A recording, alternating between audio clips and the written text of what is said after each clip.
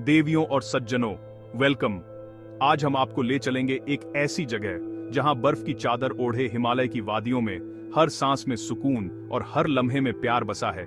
यहाँ एक छोटे से लकड़ी के घर में हिमालय की चुप्पी में दो दिल धड़कते हैं, अर्जुन और रिया। इनकी कहानी इन पहाड़ों जितनी ही पुरानी और गहरी है।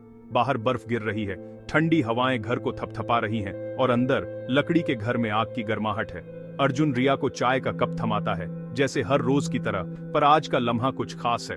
रिया, इसमें जादू सा है, चाय की हर घूंट में जैसे यादों की मिठास घुली हो। अर्जुन मुस्कुराकर, जादू चाय में नहीं, इस लम्हे में है, जादू तुम में है और इस साथ में है। उनकी हंसी कमरे में गूंजती है, जैसे बर्फ की खामोशी में कोई मधुर धुन। हर मुस्कान, हर नजर जैसे वक्त को थाम लेती है। रिया खिड़की से बाहर देखती है। क्या तुम्हें लगता है हमारा मिलना किस्मत में लिखा था? क्या ये पहाड़ भी हमारी कहानी जानते हैं? अर्जुन उसका हाथ थामता है। मुझे नहीं पता, पर अगर किस्मत ने हमें नहीं मिलाया तो हमने अपनी तकदीर खुद बना ली। शायद यही असली जादू है। उनकी दुनिया छोटी थी पर प्यार विशाल। उनके लिए ये घर, ये पहाड़ सब कुछ था। बाहरी दुनिया चाहे जैसी हो, उनकी बाहों में सुकून था। हर तूफान, हर सर्दी उनके प्यार के आगे फीकी थी। वे दो आत्माएं थीं जो पूरे ब्रह्मांड की विशालता का सामना साथ कर रही थीं। उनका साथ ही उनकी ताकत थी। पर उन्हें क्या पता था, उनकी ये सादी खूबसूरत दुनिया अब एक ऐसी ताकत से टकराने वाली थी जिसे वे समझ भी नहीं सकते थे। एक तूफान जो सब कुछ बदल सकता था। पहाड़ देख रहे थे और एक परीक्षा पास आ रही थी, जैसे प्रकृति खुद उनकी कहानी का नया अध्याय लिखने जा रही थी। उनकी कहानी अब एक मोड़ लेने वाली थी। आगे क्या होगा, ये सिर्फ वक्त ही बताएगा। बर्फबारी तेज हो गई थी। हवाओं की आवाज और बर्फ के टुकड़ों की सरसराहट हर ओर गूंज रही थी। पूरा गांव सफेद चादर में लिपटा हुआ था और हर कोई अपने घरों में दुबका बैठा था। और तभी उन्होंने उसे देखा, एक बूढ़ा आदमी रहस्यमय बर्फ में लिपटा। उसकी चाल धीमी थी, लेकिन उसमें एक अजीब सी दृढ़ता थी, जैसे वह किसी खास मकसद से आया हो। वह उनके घर के सामने आकर रुका। उसकी आंखों में पहाड़ों के सारे रहस्य थे। उसकी निगाहें इतनी गहरी थीं कि जैसे वो इंसान के दिल की बात पढ़ लेती हों। अर्जुन, बाबा, मौसम खराब है, अंदर आइए। अर्जुन की आवाज में चिंता थी, लेकिन साथ ही एक अनजाना डर भी छुपा था। बूढ़ा बस देखता रहा। उसकी नजरें रिया पर टिक गईं, जैसे वह उसे पहचानता हो या उसके बारे में सब कुछ जानता हो। हवा भारी हो गई। एक अनजानी आशंका घर कर गई। हर कोई महसूस कर सकता था कि कुछ असामान्य होने वाला है। बूढ़ा बोला, जो ठंडा होना लिखा है उसे गर्माहट नहीं बचा सकती। उसकी आवाज में एक अजीब सी गूंज थी, जैसे वह कोई भविष्यवाणी कर रहा हो। तुम्हारा प्यार तेज लौ है, पर एक साया आ रहा है जो रोशनी को भी बुझा सकता है। यह साया न सिर्फ बाहर बल्कि उनके दिलों के भीतर भी फैलने लगा। रिया ने अर्जुन का हाथ कसकर पकड़ लिया। उसकी उंगलियां ठंडी थीं, लेकिन डर ने उन्हें और भी जकड़ लिया था। बूढ़ा रिया की ओर मुड़ा। तुम्हारी जिंदगी की डोरी अब कटने वाली है। मौत ने संदेश भेजा है। अगली पूर्णिमा के साथ वह पहुंच जाएगा। उसकी बातें सुनकर रिया की सांसें थम गईं। वह आदमी बर्फ में गायब हो गया। जैसे आया था वैसे ही उसकी परछाई भी बर्फ में मिल गई और कोई निशान बाकी नहीं रहा। अर्जुन और रिया स्तब्ध रह गए। उसके शब्द उनके मन में गूंजते रहे। वे समझ नहीं पा रहे थे कि यह सपना था या हकीकत। मौत ने अपना संदेश भेजा है। ये शब्द उनकी परफेक्ट दुनिया को तोड़ चुके थे। उनका भरोसा, उनका प्यार, सब कुछ एक पल में बदल गया। एक साया उनके दिलों पर पहले ही गिर चुका था। अब उनकी जिंदगी में डर और रहस्य की एक नई परत जुड़ गई थी। अगले कुछ दिन डर, बेचैनी और गहरी चुप्पी में बीते। रिया और अर्जुन के बीच पहले जैसी बातें नहीं रहीं। हर कोना, हर छाया अब डरावनी लगने लगी थी। बूढ़े की भविष्यवाणी अब एक साया बन गई थी जो हर वक्त उनके साथ चलता था। एक रात रिया को डरावना सपना आया। एक काला, रहस्यमयी साया उसकी ओर बढ़ रहा था, जैसे हवा से सारी जान खींचता हुआ। उसकी सांसें तेज हो गईं, दिल जोर जोर से धड़कने लगा। वह भागना चाहती थी, मगर उसके पैर बर्फ जैसे जड़ हो गए थे। वह हिल भी नहीं पा रही थी। चीखना चाहती थी, मगर गला जैसे बंद हो गया था। आवाज बाहर ही नहीं आ रही थी। साया और करीब आता गया। उसकी ठंड हड्डियों तक उतर गई। कमरे में अजीब सी ठंडक फैल गई थी। सपना इतना असली था कि रिया को लग रहा था जैसे वह सचमुच उसी पल उस डर का सामना कर रही हो। रिया हड़बड़ाकर जाग गई। उसका शरीर पसीने से भीग गया था। कांपती हुई उसने अर्जुन को कसकर पकड़ लिया, जैसे वही उसकी एकमात्र सुरक्षा हो। रिया, वही था, साया, वो मेरी तरफ आ रहा था। मैं बिल्कुल अकेली थी अर्जुन, मुझे बहुत डर लग रहा था। अर्जुन ने उसे थाम लिया। श्श्श, ये बस एक सपना था। मैं यहां हूं, तुम अकेली नहीं हो, मैं हमेशा तुम्हारे साथ हूं। मगर उसके दिलासा देने वाले शब्द भी रिया को खोखले और दूर से आते हुए लगे। डर अब भी उसकी आंखों में था। सपना उस बूढ़े की भविष्यवाणी की गूंज था जो अब रिया के मन में घर कर गई थी। अर्जुन जानता था कि अब उसे कुछ करना होगा। वह चुप नहीं बैठ सकता था, उसे रिया की मदद करनी ही थी।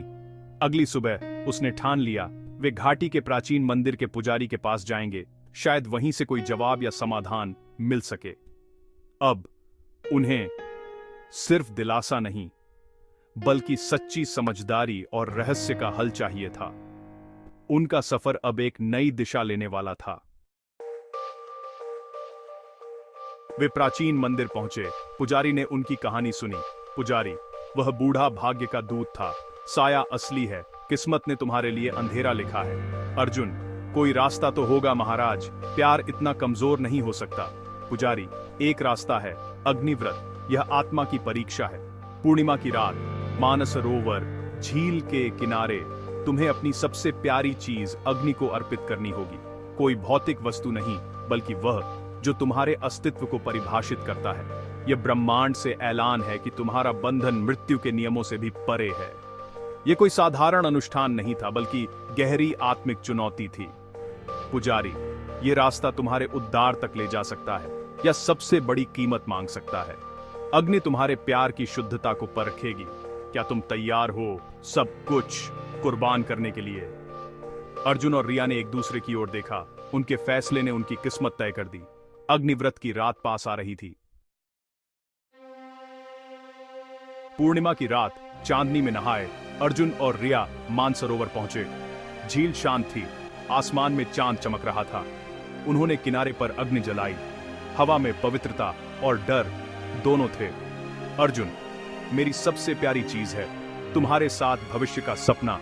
मैं यह सपना अग्नि को अर्पित करता हूं। रिया, मेरी सबसे प्यारी चीज है तुम्हारी यादें।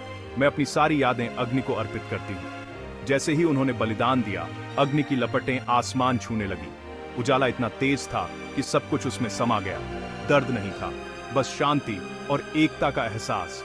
वे एक दूसरे का हाथ थामे धीरे धीरे प्रकाश में विलीन हो गए। उन्होंने अपना अतीत और भविष्य, अपना प्यार अग्नि को सौंप दिया। यह उनका अंतिम बलिदान था। अग्नि ने उनकी कुर्बानी स्वीकार की। उनकी कहानी अब अमर होने वाली थी। उनके शरीर प्रकाश में विलीन हो गए, चेतना मिटने लगी। अर्जुन ने भविष्य छोड़ा, रिया ने यादें छोड़ी। पूर्ण समर्पण। वे अपनी पहचान, अपना सब कुछ त्याग रहे थे। यह बलिदान तर्क से परे था, सिर्फ प्रेम से प्रेरित।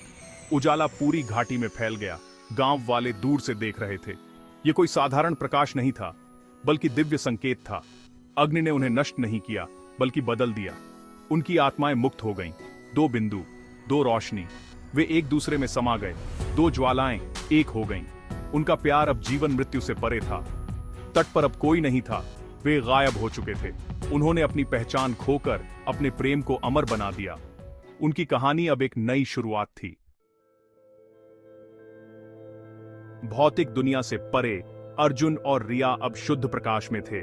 समय, स्थान, सब गायब। वे एक हो गए थे। उनका प्रेम अब व्यक्तिगत नहीं, ब्रह्मांडीय शक्ति बन गया था। उन्होंने अपने जीवन को एक सुंदर चित्र की तरह देखा। मृत्यु अब अंत नहीं, एक नया द्वार थी। उनकी आत्मा हिमालय के ऊपर तैर रही थी, सब कुछ समझती हुई। उनका प्रेम अब अमर था, एक नई सुबह, अमर प्यार की सुबह। वे घाटी की हवा, झील के पानी और सूरज की पहली किरणों में समा गए। उनका बलिदान त्रासदी नहीं, विजय था। यह प्रेम की अंतिम अभिव्यक्ति था, एक दैवी कथा। उनका प्रेम अब एक सितारा बन गया था, सबके लिए प्रेरणा। उनकी कहानी अब एक अमर दास्तान थी, प्रेम जो कभी नहीं मरता।